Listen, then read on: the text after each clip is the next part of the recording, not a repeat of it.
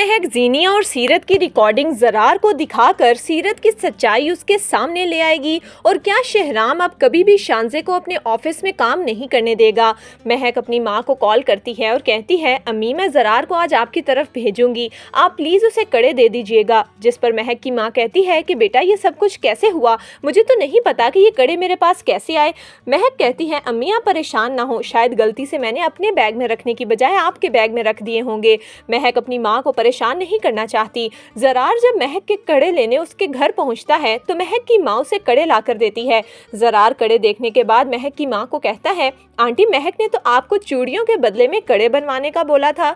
जैसे ही महक की माँ ये सुनती है तो वो हैरान होती है और कहती है कि बेटा ये तुमसे महक ने कहा। जिस पर ज़रार कहता है, जी आंटी मुझे महक ने ही कहा है।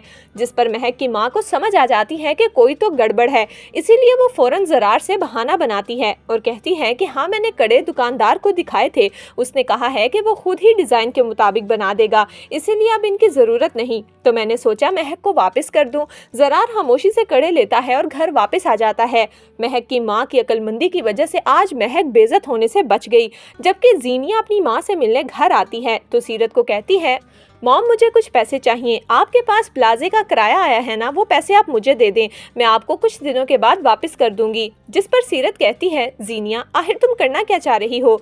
जीनिया कहती है, मॉम जब मैं काम कर लूंगी तभी मैं आपको बताऊंगी। आप यही चाहती हैं ना कि मैं फरियाल को तबाह कर दूं, उससे उस आलीशान घर की बहू ना बनने दूं, तो ऐसा ही होगा, बस मुझे कुछ पैसों की ज़रूरत है। जीनिया अपनी माँ को ये नहीं बताती कि उसने पैसे देकर शहराम की सेक्रेटरी को भी खरीद रखा है और ताबिश की बेबी को भी पैसे देकर वो सारा ड्रामा रचाया है।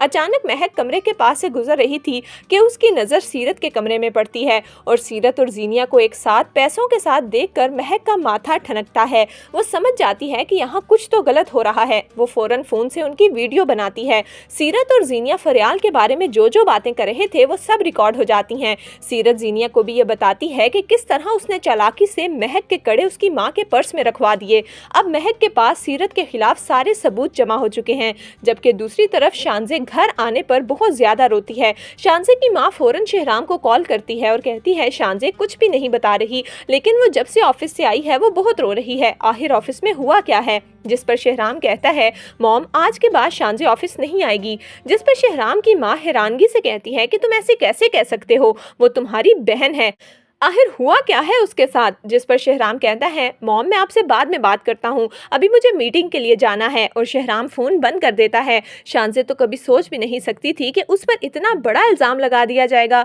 लेकिन फरियाल को बहुत अच्छे तरीके से पता है कि ये सब कुछ शहराम की सेक्रेटरी ज़ारा का किया धरा है। उसी ने ही पूरे ऑफिस में शांजे और ताबिश को लेकर अफवाहें फैलाई हैं। तो दोस्तों आपके ख्याल में क्या महक ये वीडियो ज़रार को दिखाएगी और क्या ज़रार महक की बातों पर यकीन करेगा? हमें अपनी कीमती राय कमेंट्स में ज़रूर दीजिएगा।